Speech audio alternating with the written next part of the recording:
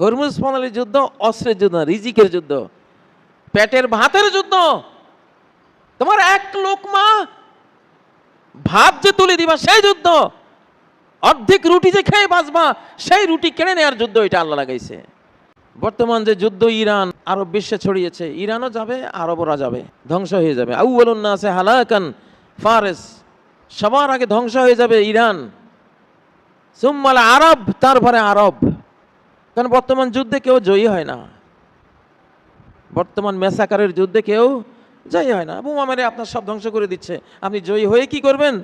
জয়ীর যে অবস্থা, পরাজিতেরও একই অবস্থা। ইসরায়েলও শেষ, ইরানও শেষ, আরবও শেষ। হয়তো যদি আন্তঃমহাদেশীয় যুদ্ধ লাগে, মহাদেশগুলিও শেষ হয়ে যাবে। এই বর্তমান যুদ্ধে জয় পরাজয় নাই, জয় পরাজয় হয় তীর তলোয়ারের যুদ্ধে। আপনার ঘর বাড়ি, ব্যবসা প্রতিষ্ঠান, আপনার আপনার পানি সম্পদ, আপনার স্থল সম্পদ সবই ঠিক থাকবে। তলোয়ার দিয়ে মানুষে লড়াই করবে, তারা মরবে, যে মরবে সে তো গেল, যে বাঁচবে হে বিজয়ী হলো।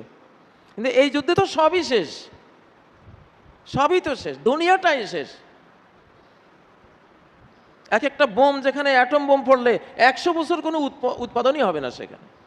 ওই এলাকায় কোনো মানুষ জন্ম হলে বিকলাঙ্গ জন্ম হবে। ইরান আর আমেরিকা ইসরায়েলের যুদ্ধকে আপনারা সহজ মনে করবেন না, এটা ফাইনাল ধ্বংসের যুদ্ধ। এটা এতে ইমানদাররা টিকে থাকবে লাস্ট পর্যন্ত, কিন্তু সভ্যতা শেষ হয়ে যাবে।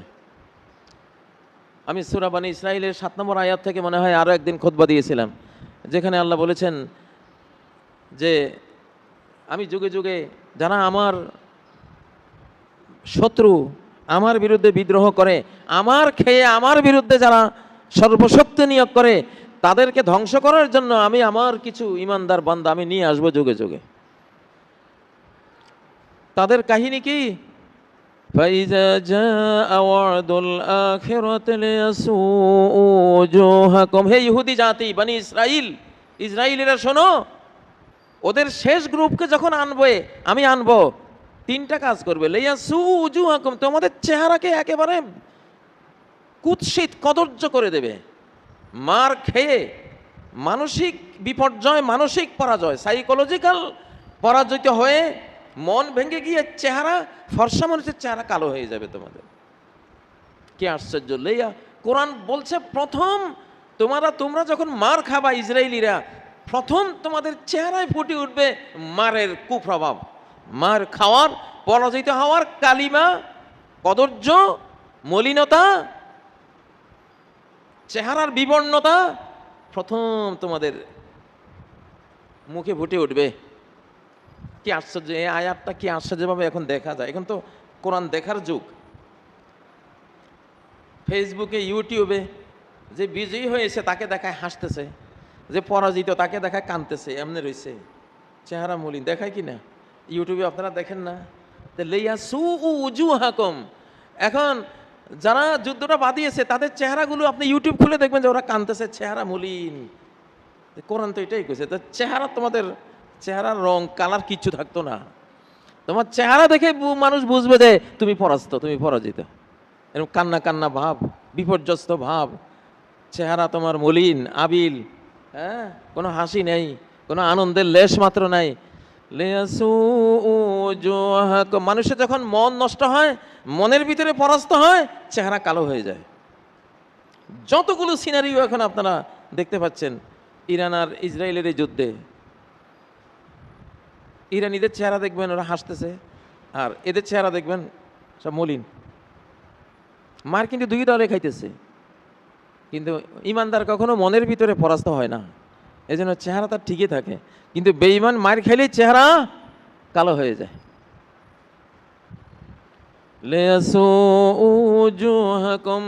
চেহারা কালো হওয়ার আরেকটা কারণ হলো পাপের অনুভূতি আসে, যা হারে এই পাপগুলি না করলেই পারতাম। দুবাই, মুসলমানদের দুবাই দ্বিতীয় আমেরিকা বলা হয়। দুবাইয়ের ভিসাটা আমেরিকার ভিসার পরে ওয়ার্ল্ডে শক্তিশালী ভিসা। আমারও আছে একখান। আমি যখন দেশ ছাড়ি চলে গেছিলাম, দুবাইতে ঢুকছিলাম, দেখলাম তো ধ্বংসের মূল কারণ কি? তেল যুদ্ধ, অমুক তমুক যুদ্ধগুলি কিচ্ছু না। এই ধ্বংসের মূল কারণ নবীজি বলে গেছেন, যেটা বুখারীর হাদিসে রয়েছে, হযরত যায়নাব বিনতে জাহাশের হাদিস, যে আনা হালিকু ওয়া ফিনা সালেহুন, আমাদের মধ্যে নেককার মানুষেরা থাকতেও আমরা ধ্বংস হয়ে যাব। মসজিদে মসজিদে কত ওলিয়া উলিয়া আছে, মাদ্রাসায় কত আলিম ওলামা আছে, হাফেজ, আলেম, ফকি, মুফতি কত আছে, ওলিয়া উলিয়ারা আছে, এরা থাকতেও কি ধ্বংস হয়ে যাব? নবীজি বললেন নাম, ধ্বংস হয়ে যাবা। কখন? ইজা কাসুরাল খাবাস, যখন জিনা ব্যভিচারের পরিমাণটা বেড়ে যাবে।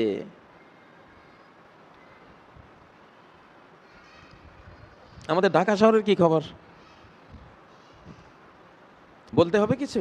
বলতে হবে না। বিবাহ বহির্ভূত যৌন সম্পর্ক, জিনা ব্যভিচার যেখানেই মহামারী রূপ নেয়, ওটা ধ্বংস করে দেবেন আল্লাহ।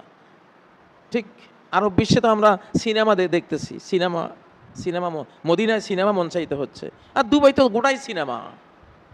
দুবাই শহর তো গোটাই সিনেমা। হাফ প্যান্ট পরা নারীরা মুসলিম দেশে দুর্দণ্ড প্রতাপে, তাদেরই ক্ষমতা, তাদেরই সব।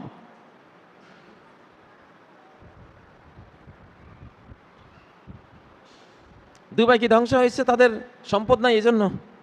ধ্বংস হচ্ছে এই জন্য কি পুঁজি নাই এই জন্য? ব্যবসা বাণিজ্য নাই এই জন্য? ধ্বংস হয়েছে কি জন্য? কোনো ইঞ্জিনিয়ার নাই, কোনো গাড়ি ঘোড়া নাই, বিমান নাই, না তাদের অস্ত্রপাতি নাই। ধ্বংস এই জন্য কি জন্য? ওই ব্যভিচার। ব্যভিচার যেখানে থাকে সেখানে আরো দুইটা থাকে, অবৈধ খুন আর শিরিক। মন্দির বানাইছে না ওরা মুসলমান দেশে, জাজিরাতুল আরব, আরব ভূখণ্ড ইসলামের ভূখণ্ড, সেখানে অন্য কোনো ধর্মের কোনো উপাসনালয় হবে না। পৃথিবীর অন্য যে কোনো জায়গা হতে পারে, আরব দেশে হবে না।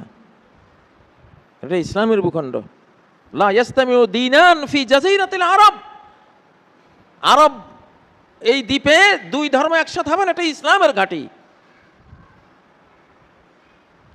অতএব শিরিক, অবৈধ খুন, অবৈধ খুন করছে না, আল্লাহর নাম নিলে খুন করে ফেলতেছে। ইসলাম মতো চলতে গেলে একটু সুন্দর দাঁড়িয়ে রাখছে, একটু আল্লাহওয়ালা হয়ে চলতেছে, এই তুমি জঙ্গি, এইটা সেটা কইয়া খুন করে ফেলছে, গুম করে ফেলছে। জিনা, শিরিক আর অবৈধ খুন, এরা তিন ভাই একসাথে চলে। যেখানে এক ভাই যাবে ওখানে দুই ভাই আছে, যেখানে শিরিক আছে ওখানে জিনা আছে, ওখানে খুন আছে, যেখানে খুন আছে সেখানে জিনা আছে, সেখানে আরেকটা কি আছে, শিরিক আছে, থাকবেই। তো ধ্বংসের বীজ নেই এগুলো। বাংলাদেশেও আসতেছে, বোমা আসতেছে, দারিদ্র্য আসতেছে, অভাব আসতেছে, তেল বন্ধ, এলপিজি বন্ধ, গ্যাস বন্ধ, তার মানে গাড়ি বন্ধ, তার মানে অফিস বন্ধ, স্কুল কলেজ বন্ধ, তার মানে ডিজেল নাই মানে শ্যালো মেশিন বন্ধ, পানি তোলা বন্ধ, ধান ভুট্টা গম চাষ বন্ধ। মরা তো একরকমই হয় না, মরণ তবে একরকমই হয়। সবাই তো আল্লাহকে বাদ দিয়ে আমরা সুপার পাওয়ার, আল্লাহর কি দরকার, আল্লাহ তো দরকার নাই, এরকম হাবভাব। তা আল্লাহ ছাড়া যে তোমার এক চোখের পলক মারারও তোমার ক্ষমতা নাই বান্দা, আল্লাহ সেটা কি বুঝাবেন না, দেখাবেন না তোমাকে? এখন দেখাচ্ছেন, এখন কাঁদো বসা বসা। হরমুজ প্রণালী এটা তো অস্ত্রের যুদ্ধ না, হরমুজ প্রণালীর যুদ্ধ অস্ত্রের যুদ্ধ না, রিজিকের যুদ্ধ, পেটের ভাতের যুদ্ধ। তোমার এক লোকমা ভাত যে তুলে দিবা সেই যুদ্ধ, অর্ধেক রুটি যে খেয়ে বাঁচবা সেই রুটি কেড়ে নেওয়ার যুদ্ধ, এটা আল্লাহ লাগাইছে। সারা কোরআনে কিসসায়ে মুসা আলাইহিস সালামের কাহিনী সবচেয়ে বেশি আল্লাহ তাআলা উল্লেখ করেছেন। আর মুসা আলাইহিস সালামের ফারসালনা আলাইহিমুত তুফানা ওয়াল জারাদা ওয়াল কুম্মাল ওয়াদ-দাফাদিআ ওয়াদ-দামা আয়াতিম মুফাসসালাত, আমি জলোচ্ছ্বাস দিয়ে ওদের খাবার রিজিক সব ধ্বংস করে দিয়েছি। এই মুসা, মরে গেলাম, আমরা তোমার উপর ঈমান আনবো, আল্লাহকে বলো এই আযাব তুলে নিতে। আযাব তুলে নিছে, আবার বেঈমান। এবার আল্লাহ দিছে পঙ্গপাল দিয়ে ধান গম ভুট্টা হাজার হাজার কোটি পঙ্গপাল পড়ে ফড়িং সব খেয়ে ফেলছে। আল্লাহর কাছে মাপ চাইছে, আমরা ঈমান আনবো। ঈমানে আল্লাহ তুলে নিছেন, আবার বেঈমান হয়ে গেছে। এবার আল্লাহ দিছে চার পোকার যন্ত্রণা, খাটে শোয়া যায় না, অফিসে বসা যায় না, যেখানে যা সেখানে হাজার হাজার লাখ লাখ চার পোকা, সারা শরীর